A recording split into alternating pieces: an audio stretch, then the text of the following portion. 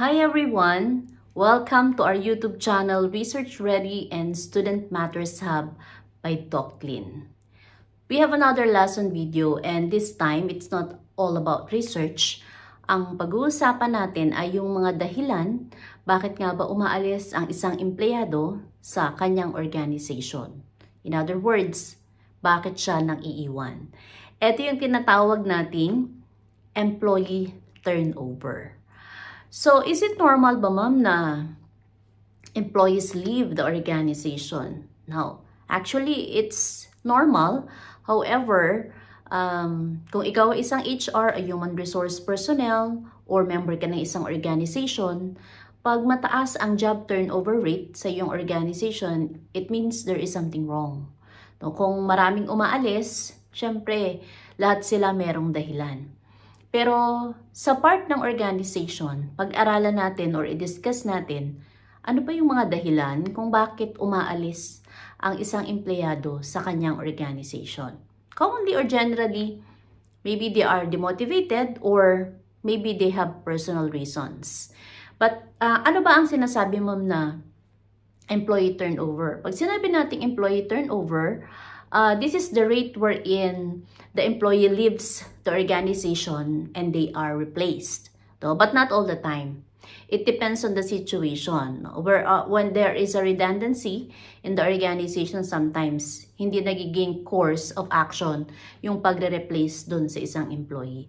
Now, kapag ang isang employee ay umalis sa organization, maybe it's either voluntary or involuntary.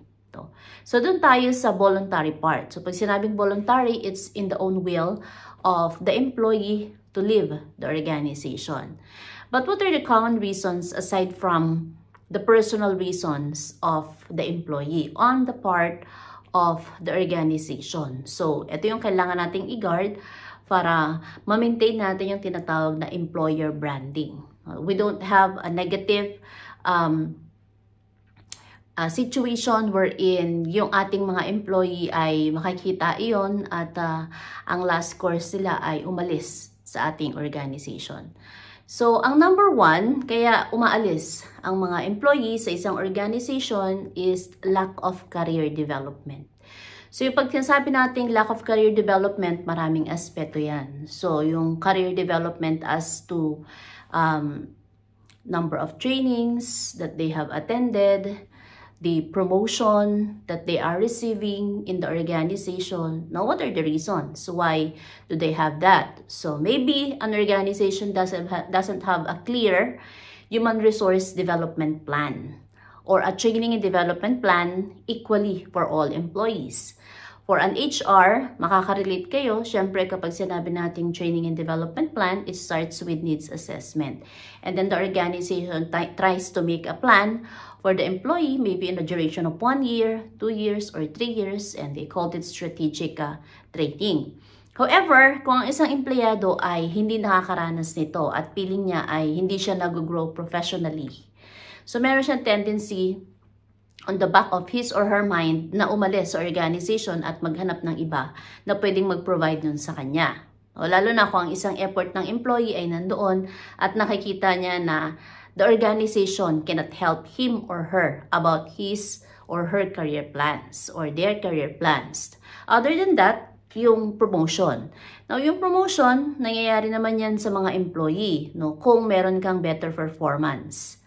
But mind you, not all the time. Even if an employee is qualified for a certain position, when politics came in, dyan nagkakaroon ng problema, which leads to demoralization of an employee. Sometimes an employee is prepared for a specific position or promotion, but when politics or favoritisms came in, nawawala yung posisyon ng employee doon sa promotion. In other words, the employee have seen that the qualified person in the organization are not being promoted just because of politics or favoritism. So, yun yung thinking niya. So, instead na mag-stay siya sa organization, ang gagawin niya ay aalis na lang siya. Ang pangalawa naman ay yung tinatawag nating work environment. Sa work environment, meron tayong tinatawag na physical work environment at meron din tayong tinatawag na social work environment. Okay? So, one of the reasons kaya umaalis ang employee because Again, on the work environment. Let's take an example on the physical environment. So, ito yung environment kung saan siya nagtatrabaho. Po pwedeng masyadong malayo yung kanyang pinagtatrabahuhan o kaya specifically yung work setup niya ay hindi ganon ka-healthy. So, nagde-decide ng employee na umalis. Okay? Or kaya nagiging reason ito ng kanyang health problems because of the setup of the physical environment. Second is the social environment. No? Yung social environment natin, it tries to define what is the culture, no, what are the practices or beliefs of a group of people in the work na kung saan nandun ka. It may be healthy or it may not be healthy. That's why you lead to the decision na aalis ka na lang. So pag sinabi nating not healthy, maybe masyadong magulo, no? There is bickering, there is backfighting in the organization which leads to affecting your peace of mind na hindi mo na kinakaya yung relasyon ng mga tao sa loob ng organization. So, what I mean is, kung paano nyo itrato ang bawat isa sa organization kasi dapat nandun pa rin yung tinatawag nating sense of professionalisms. But let's always remember, when you work in that organization, you cannot please everybody. And when you work also in an organization, it doesn't mean that you're also friends with them. They are called your co-workers. No, it does not necessarily mean that automatically they will be your friends. So try to set the boundaries between you and your co-workers. And then the third one is what we call compensation and benefits. Now, if an employee believes that I possess a certain qualification which fits the organization's certain compensation but I am not receiving it, pwede ka rin mag-isip na umalis sa isang organization, lalo na kung merong magandang offer na galing sa labas, which can pays you a lot at may bibigay, no, yung compensation na nararapat para sa'yo. Ito rin, meron din tong connection sa tinatawag nating promotion. So, kung you're really qualified for the position but politics or favoritism came in, you cannot receive a proper compensation because of that. Or maybe umaalis ka sa iyong organization dahil nakakita ka ng greener pasture. So when I said greener pasture, mas maganda yung magiging future mo dun sa lugar na yon or sa isang place na yon. Kaya nagde-decide ka na umalis. No? So one of the reasons, once again, is compensation and benefits. Other than that, we have what we call the work-life balance. So maaring well-compensated ang employee, maganda yung kanyang environment, pero hindi balanse yung kanyang personal na buhay doon sa kanyang trabaho. So it means na mas malamang na yung kanyang oras bilang isang individual ay naa-allot more sa kanyang work kesa sa kanyang personal na buhay, which is wrong. No, if your personal life is not settled, then you cannot be or you will never be settled in your work life. So dapat there will be a work-life balance. No? So balance yung trabaho mo at yung personal na buhay mo. Hindi yung mas malamang yung number of hours mo sa iyong trabaho kaysa sa iyong pamilya. Because it will really affect your productivity if that will not be balanced. So, but ano ba po pwedeng gawin, ma'am? So later on, pag-usapan natin, ano ba yung pwedeng gawin para ma-mitigate natin yung effect ng employee turnover at magre-retain na or ma-maintain na natin yung ating mga employee para yung employee retention natin ay mataas. Okay? So yung work-life balance, importante yan sa mga empleyado. Minsan kasi merong mga boss na kahit nasa bahay na, no, they will try to call and then they will ask you to do something. They will try you to accomplish something even if it is out of your work hours. Toxic. No? Nagiging toxic na yung relationship mo with your work. No? So hindi na siya maganda, hindi na siya nakakatulong at naapektuhan na yung role mo sa iyong family. So that's number 4. Then number 5, yung tinatawag nating management style. Management style in terms of the leadership. So when you have a boss and you don't like the boss how they treat you, boss nga no? Because yung leader iba. So pag sinabing boss, ito yung mga superior natin na puro utos, okay? Or hindi marunong mag-appreciate ng work, either maliit or malaki, ng isang employee. So, hindi mo nagugustuhan kung paano ka itrato. At isa pa yung tinatawag din nating favoritism or politics, that sometimes an employee feel that I have done my part. However, is it not enough? It will never be enough if your boss or your superior is not trying to look at you. Even dun sa mga small things na na-accomplish mo dahil meron siyang ibang tinitignan. So yung management style ng isang superior, we cannot expect that our superior will be perfect. That whatever we expect from them, lahat yun kaya nalang ibigay. No? However, in a general or natural way, if you are really a superior and you're managing your employee, you put first, no, their welfare. And you try to work with them. Yun yung pinakamaganda. No? Hindi lang yung tayo ay bilang isang superior, utos tayo ng utos sa ating mga employee at hindi na natin na i-consider kung ano yung kanilang nararamdaman, no? Kung ano yung kanilang pagod, at kung ano ba yung kanilang sitwasyon. Minsan nga, merong pang mga boss na meron ng sakit yung employee, no? Tinatawagan pa, pinagtatrabaho pa, o kaya naman meron silang inaasikasong personal matters or family matters, but still, the boss cannot consider that. So, if that will be the case, again, it will create a toxic environment and that will not help the employee to grow. That's why those employees try to decide to leave the organization na sa tingin nila ay hindi makakatulong sa kanila emotionally, no, and physically. Ano bang pwedeng maging epekto ng employee turnover?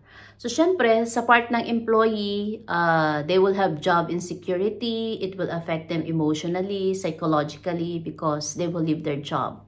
And they have to find another one. Kailangan nilang mag-settle ulit kasi meron silang bagong work environment. Sa part naman ng employer, it will increase cost because you need to hire another employee, as the case may be, na pwedeng pumalit dun sa umalis na employee. At the same time, kapag mataas ang job turnover rate, ng isang organization, it affects their employer branding. So kapag maraming umaalis, nasaan ang factor? Is it on the employee or the organization as well as the leader of the organization? Kaya nga sabi, bakit ka iniiwan? Ano ba ang dahilan? So kung maraming umaalis, ibig sabihin merong problema. If that will be the case, the organization should have to reassess themselves. So what's something wrong? Why my employees leave the organization? And now, how are we going to mitigate this one? Kasi hindi naman natin sila po pwedeng pigilan na umalis because they have their own reasons. What are we going to do now? How are we going to mitigate job turnover rate? So, syempre, number one, let's create an environment which really engage employee. Make them feel that they are part of the organization and whatever their contribution is, maliit man or malaki, ay importante sa organization. So yung engagement, kapag nandyan yan, everything follows. The employee is happy, they would like to work, they would like to have an additional responsibility, and they will take the initiative to contribute and help the organization. You don't need to force them, you don't need to shout at them. Kapag ka sila ay engaged, kahit di mo sila inuutusan, at kung nakikita nila na pwede silang merong itulong, sila na mismo yung gagawa nun. And they will be happy to do that. And when other people also are seeing what other employees are doing, their tendency is to imitate because they are engaged.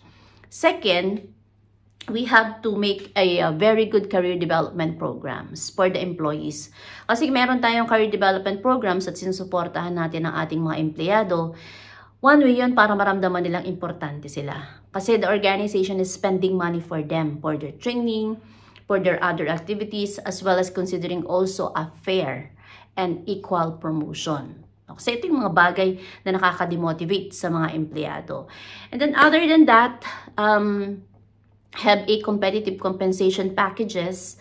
Ito naman, di naman sa tingin ko ay kapag ang isang empleyado ay masaya at sa tingin niya nakikita niya yung kanyang organization at beautiful perspective, this will not be a big deal. No? Pero syempre, mas maganda kung well compensated ang mga employee sa isang organization. Hindi na nila may isipang umalis because they are well compensated compared with other organizations that they have seen na po pwede silang pupunta. Then, you have to create a positive work environment. Try to have a vibe or an environment which really encourages employees to participate. So, yung masayang environment. And as a leader, alam ko naman na if you will become a leader of an organization or if you are a leader of an organization, you can understand the needs of your employees. I'm not saying that you're going to put forward their needs before the needs of the organization. But dapat nandun yung tinatawag natin na win-win situation or relationship for both the employee and the organization. Lastly, yung management style. Okay, so maybe we can reassess ourselves as leader of the organization.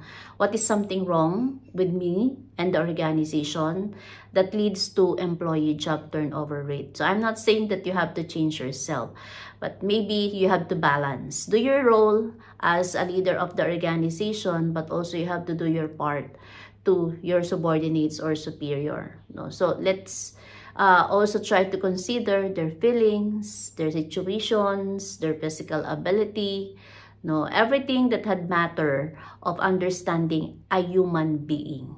That all that matters, no? So, yun yung pinaka-importante doon. Isipin natin ng ating mga workers ay tao. Nasasaktan, okay, nahihirapan at napapagod din. The same as you if you become a leader. However, if you are a leader, employees are trying to look up at you. So, nakatingin silang lahat sa iyo at umaasa sila kung ano yung iyong kakayahan at kaya mong gawin. At susunod, ang mga employees with their superior, if they have seen that you have really a clear goals and you put your best foot forward for the welfare of the organization and your employees. Okay? So, those were the reasons bakit nang iiwan ang mga employee. So, kapag naging leader kayo ng organization o kaya ay leader na kayo ng isang organization, ito yung mga malamang na dahilan kung bakit sila umaalis. Okay? If your subordinates or employees matters to you, we have to really consider kung sino sila at kung ano yung role nila sa ating organization. That ends our lesson video. I hope that you learned something from this conversation and this discussion. Please like, share, and subscribe our YouTube channel. You can also share it with others. So para marami maging family members na ng ating community or ng ating YouTube channel. Always remember, we unlock insights to empower your minds. Thanks for watching, everyone. See you on our next lesson video. Bye-bye, everyone.